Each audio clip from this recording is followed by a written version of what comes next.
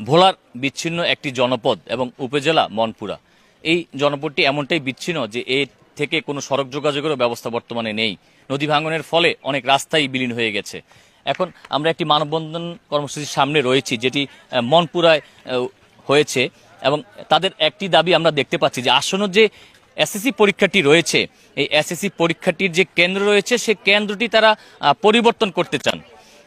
এই কারণ হিসাবে তাদের সাথে আমরা যোগাযোগ করেছি। তারা বলেছেন যে এখন যে মনপুরা উপজেলা কমপ্লেক্সে রয়েছি, এখানে যে হাজিরার সরকারি মডেল মাধ্যমিক বিদ্যালয়টি রয়েছে, এই বিদ্যালয়ের যে শিক্ষার্থীরা আছেন তাদের পরীক্ষা হবে এখান থেকে 20 থেকে 25 কিলোমিটার দূরে আরেকটি কেন্দ্রে।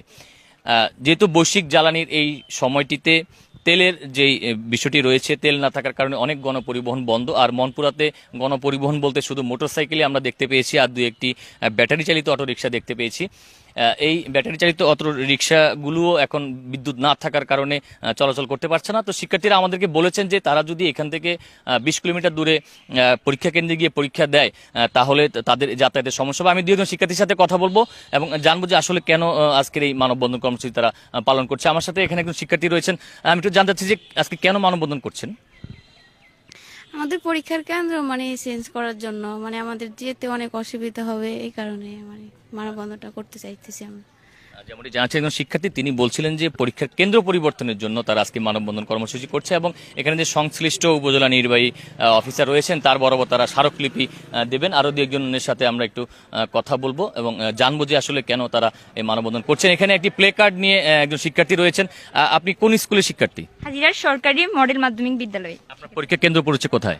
আমাদের বাংলা বাজার পড়েছে। অনেক দূরে? হ্যাঁ, অনেক দূর। কেন্দ্র পরিবর্তন চাচ্ছেন? হ্যাঁ, আমরা কেন্দ্র পরিবর্তন চাচ্ছি। আমাদের যাতায়াতের সমস্যা, আমাদের অনেকের বাপ মা আছে দারিদ্রতা, ওরা যে যাতায়াতের সমস্যা তো আছে, তারপর দারিদ্রের কারণে ওরা যেতে পারবে না, অনেক কারণ আছে, জ্বালানি খরচ, এগুলো আমরা কিভাবে যাব, এটা তো আমাদের সমস্যা অনেক বড়। যেমনটি জানাচ্ছিলেন যে জ্বালানি খরচ, যাতায়াতের সমস্যা এবং প্রতিদিন পরীক্ষা কেন্দ্রে যাওয়া তাদের জন্য একটি কষ্টসাধ্য বিষয় হবে, এই জন্য তারা এই কেন্দ্রটি পরিবর্তন চাচ্ছেন। আরেকজন ভাই রয়েছেন, তাদের দাবি মানতে হবে। আপনাদের দাবিটা কি?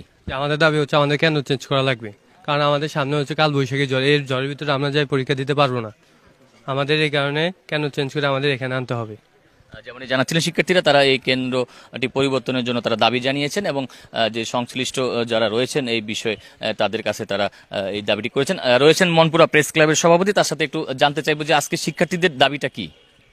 আসসালামু আলাইকুম। আসলে আজকে শিক্ষার্থীদের দাবিটা হলো যে এখানে কেন্দ্র স্কুলের শিক্ষার্থীদেরকে অন্য কেন্দ্রে যে পরীক্ষা দিতে হবে। আর যেহেতু মনপুরা বিদ্যুৎ নাই, 2 ঘন্টা বিদ্যুৎ দেয়,